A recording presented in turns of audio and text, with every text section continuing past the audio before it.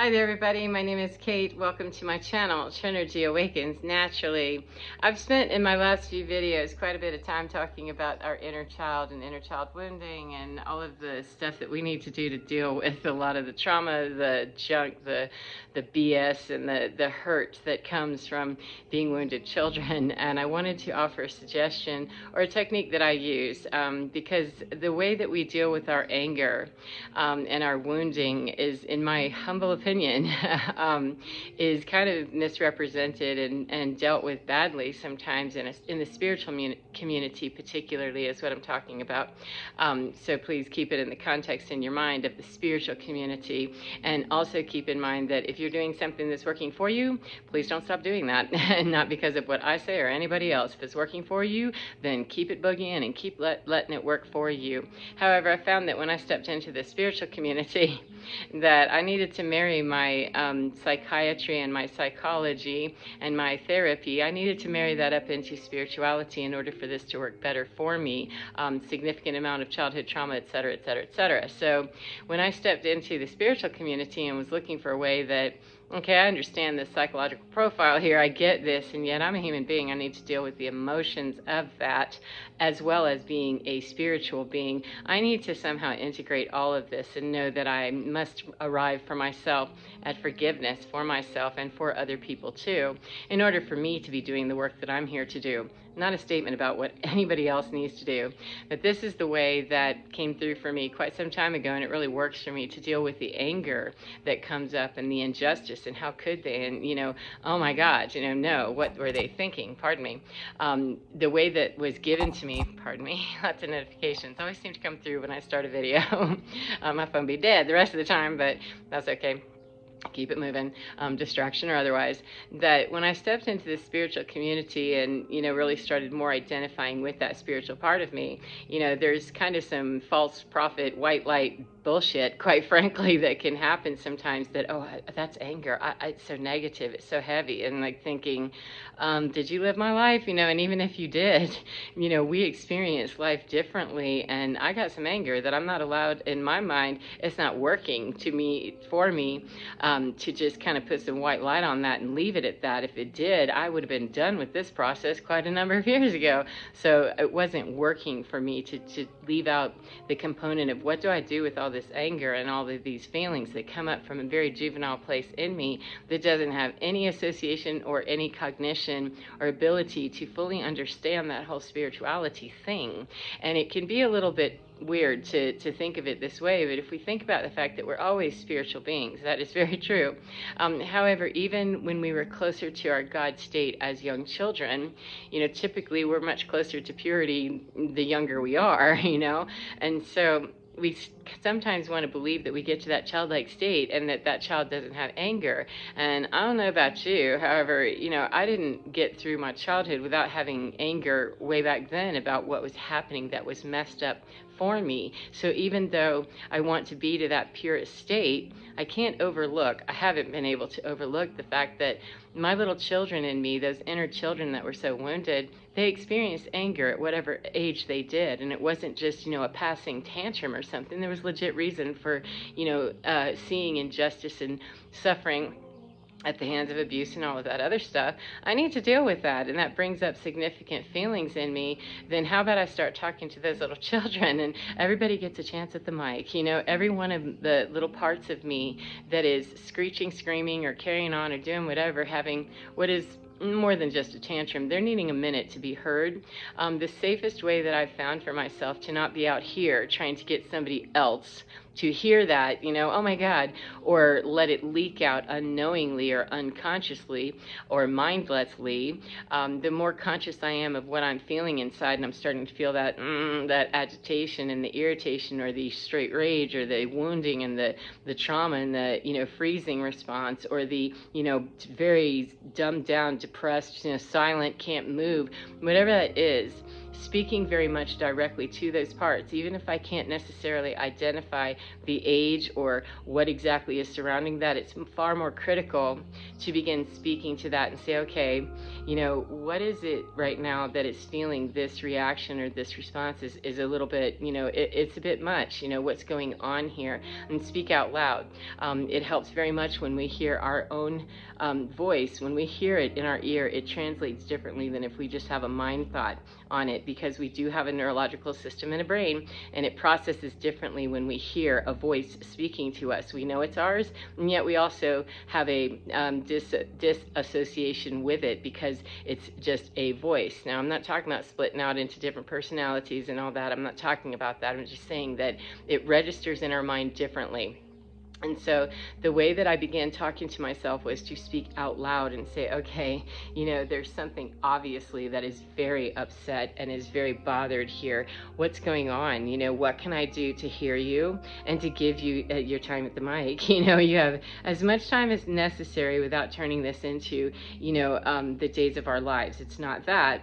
And I find that rarely are those little parts in me the ones that are asking to be, you know, heard for 20 minutes on the same looping cycle. That's usually the stupid loop that comes from not allowing that child part to have a time at the mic, a legit time at the mic. And through some of the spiritual understandings that I've been taught or heard about, or that people, you know, in passing have said, you know, well, that's very dark, or that's very this, that, or the other, I found that, you know, there's a tendency sometimes when we get into spiritual practice or we move into the light that we don't deal with dark anymore, or that there's something bad about it. And unfortunately, our shadow side is just the, you know, the other side of our light. You know, it's the balance of us as human beings, and the middle road is really in the middle. And if we deny, when I'm denying the fact that there's some anger, there's some irritation, there's some very rational, normal human response to this or reaction to this, then how about I give it a moment at the mic, a legit moment. And so if I ask that part, you know, what is it that's upsetting you, and actually verbalize it out here. What is it that is upsetting you? What do you need right now? And many, many, many times those frustrated and angry parts, the younger ones typically, and again, I don't know the specific ages, I don't get into too much of that unless I'm asked to inside that child part that begins speaking. If that child wants to identify itself, and you remember when this happened, and you know this, that, and the other, then we get into that. However, it's more critical to get right there. If there's something that's really, really scared, angry, upset, it's more important and more of a priority to begin speaking to that rather than, you know, do a demographic on it and an interview to find out how old, what happened, when, where, what. You know, we can do all that in a minute as soon as we calm down, if that's necessary, as soon as we get to a place where this child has been heard and this child's needs have been met, and she understands that she's safe, she's in good hands, and that she's not stuck in that trauma spot, where she was. No matter what was happening, the priority is give this a voice right now. Give her a voice to begin speaking whatever it is that she needs to be speaking about. And it's in conjunction with being triggered by someone's behavior, by something that I see sometimes out here in 3D, or I hear, or it can be any number of things, or it can just be I'm walking in the mountains and there's just a flyby, all of a sudden, ooh, there's a recall. Oh, what the was that? And so part of that thing with the spiritual practices, though, that we don't want to acknowledge the dark, is that sometimes we're not very encouraged. As a matter of fact, we're discouraged to express the rage or the anger about things. And so what I have done after speaking to these, you know, little parts of me, is to say to them that you are allowed to say anything you want to, do anything you want to that is not harmful to self or others.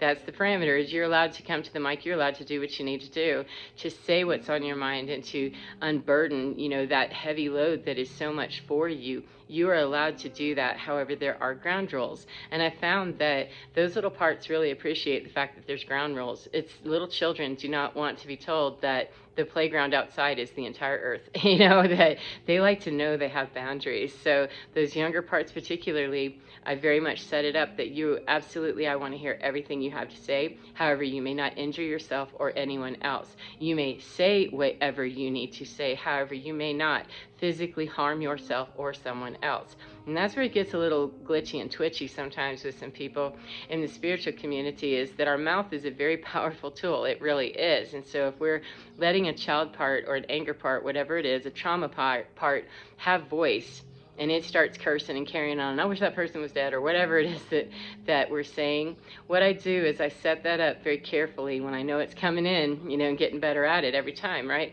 Is to say, look, before this child begins, we're setting up the boundaries for the parameters of this conversation. We want to be heard, and here's the safety boundaries for physicality. Now let's set up the safe boundaries for the emotionality and the energetic input that we're having here. That it's not a fact that the anger would be there or that it would even be spoken. I ask my team to please take this into context that we're setting up a holodeck or an AI or simulation, however you might receive that information, that this is a situation where this is a protected container for this child or this part of me to have complete authority and agency to unload and say what's on her mind.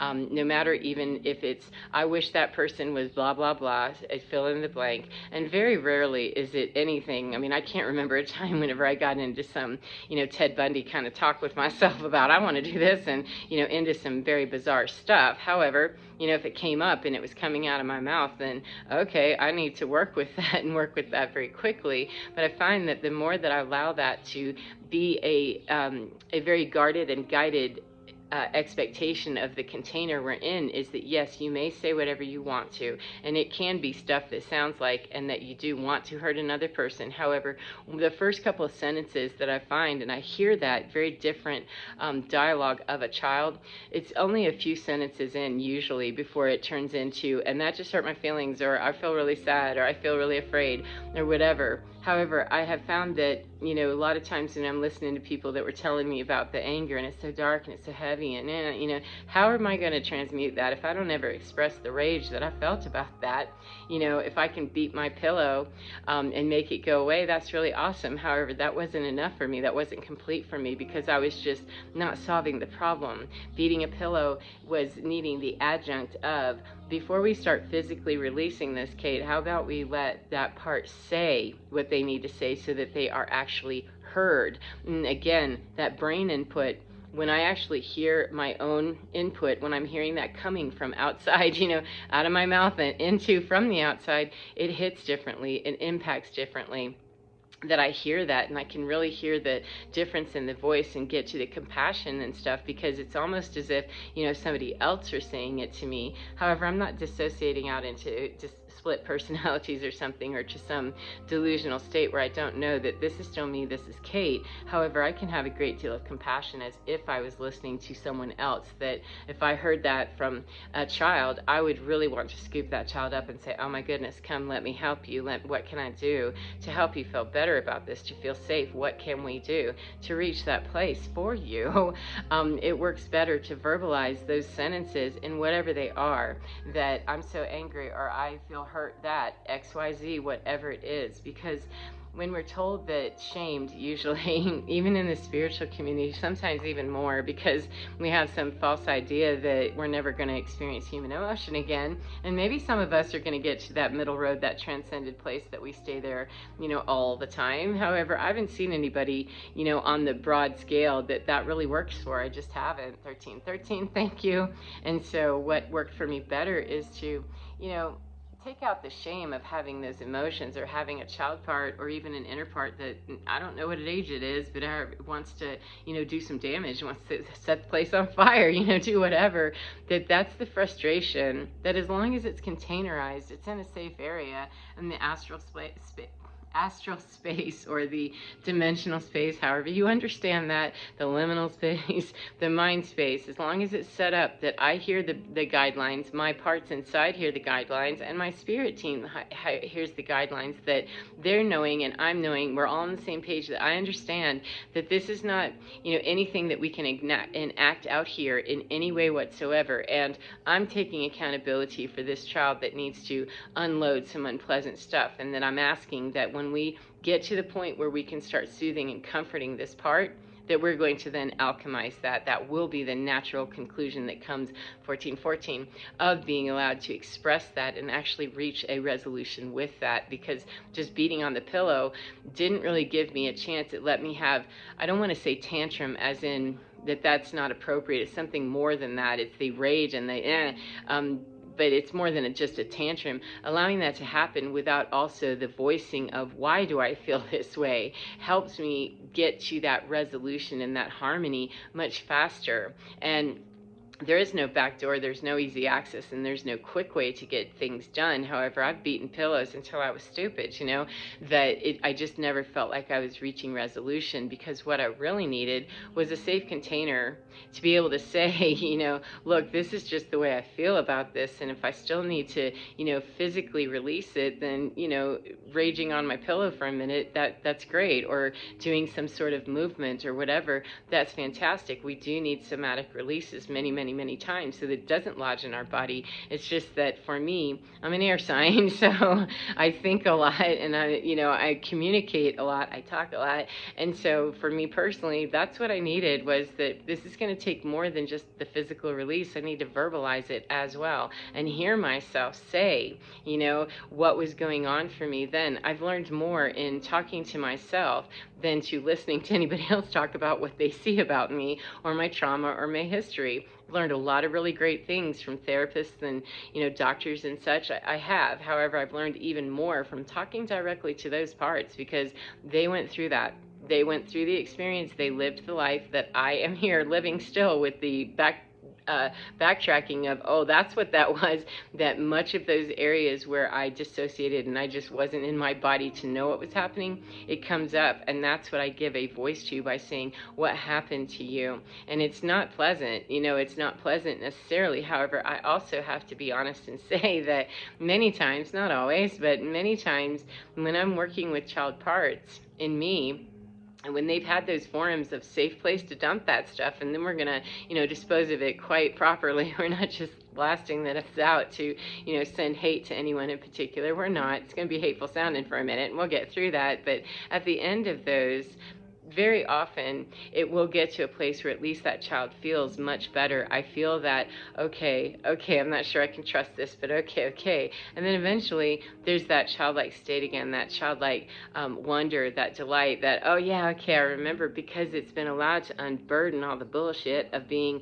someone that was traumatized and being, an adult that doesn't know how to deal with that. So, I can get faster to that childlike wonder, but I can't just beat it. I was not able to ever beat a pillow or scream into a pillow and get to that same place without having the dialogue that me screaming and saying those things into my pillow. Believe me, if I could have gotten there, it'd been really great, but I didn't. So I felt inclined, because I've been working a lot with inner child stuff for myself and hearing it from other people as well, that we're at a time when, that's a lot going on right now, and we're being introduced to ourselves everywhere, that the inner child is going to come up, because that's where we have our wounding, that's where it began, and it just continues in that old world trauma and that old world wounding. It continues to keep swirling. And so I asked my team, how am I going to deal with this? What am I doing? Because just being angry and stomping it out, or going for a hike and doing stuff that's physical, it does offer me a release in my body. However, it quickly will kind of gather back again, because it's not completely resolved in my soul. It's not completely resolved in my psyche.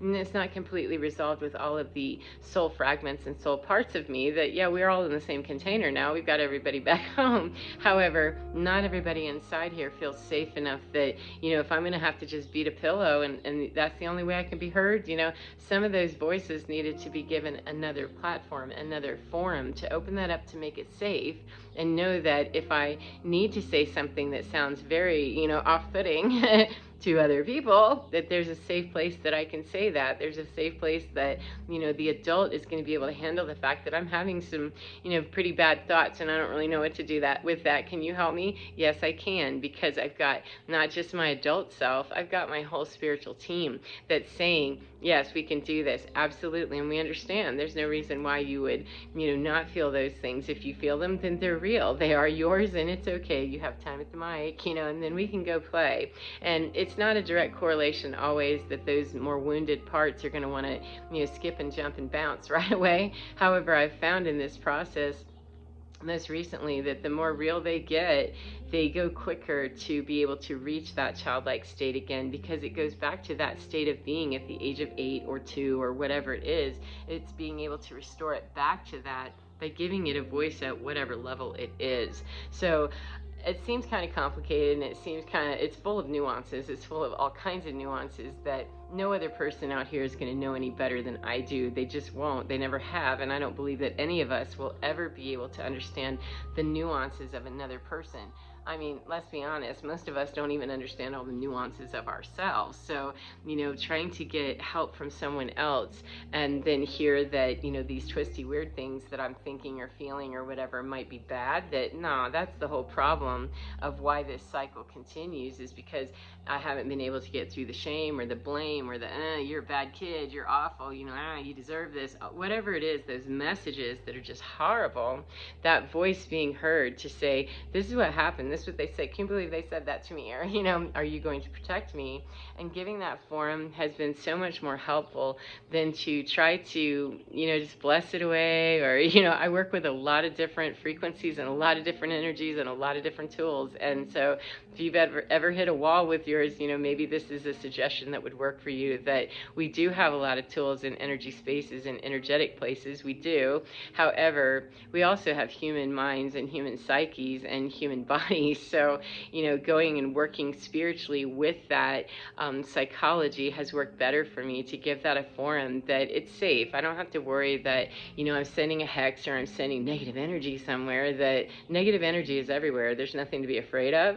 There's no reason to deny it. It's a matter of, let's transform that. Let's put some light on that. And the minute that more light is put on it, it's already made better by bringing the honesty to it. Light, honesty, and truth are pretty much all the same thing when it's really honest and it's truth. So the truth of the matter is if there's a child part that's screeching and saying some things that sounds, very unflattering, or we wouldn't want to hear that or admit that or anything like that, then it's okay. We can get past it, because that's the reality. If I'm thinking it, then it's best for me to just get right to that part that, ooh, that's pretty, pretty big stuff there. What can we do to help you get out of that place? Because I'm more interested in relieving that little part of me and setting that part of me free than I am worrying about, the negative energy I might be throwing, because I can promise you that as long as that little child part stays unresolved, it's going to be tossing negative energy anyway. It may not be putting it out there in one big blast of, I hate you and all of that. However, it's going to be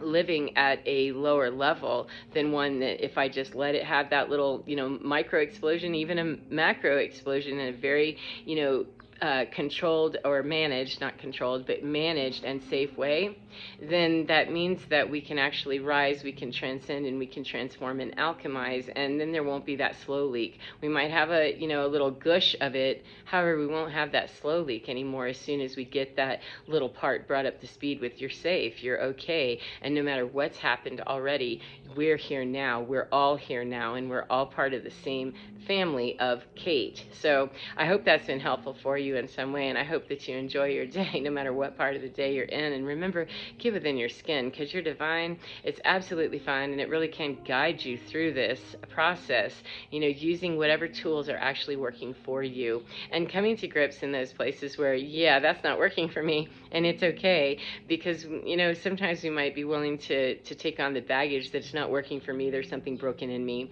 If something doesn't work for me anymore, I'm not willing to believe it's something broken in me. It's a suggestion that we'll go find something that does, because that isn't it. So, no matter whether it's coming from psychology or spirituality, religion, a job, anything, if it's not working to keep me in that very middle road and that balanced state of being, then that's something else I need to be doing. So being willing to open up my mind to the possibility that I can talk to my parts just fine. They know better than I do. Out here, obviously, if I'm still, enacting some stuff or feeling some stuff on the fly, they know better than I do, and giving them that, what's your time at the mic, baby, what you got to say, giving them that opportunity to open up in a safe way, that's the best way that I've found to navigate some of those, more ooga booga spots that they seem a little bit like, ugh, and yet I'm not going to shame anybody inside of me that already, has lived through all of that trauma and all of that drama and all that dark stuff, because I've made it this far. And, shaming myself some more, that's why they still were theirs, because somebody told me I was bad, somebody told me I was wrong, and then I continued to, keep telling those parts in me that, well, the adult doesn't act like that. Well, an adult, a healthy adult, doesn't. However, That's not where all of me is, and not, stopping long to hear about anybody's dissertation on what I should or shouldn't be doing. Thanks anyway. I have work to do at my house, and it doesn't have a thing to do with you. So there we are. So as I said, I hope that you enjoy your day no matter what party of the day you're in, and remember, get within your skin because you're divine. It's absolutely gorgeous, absolutely beautiful, and absolutely fine. Take care of yourselves, and I will see you again next time. Goodbye, my beautiful friends.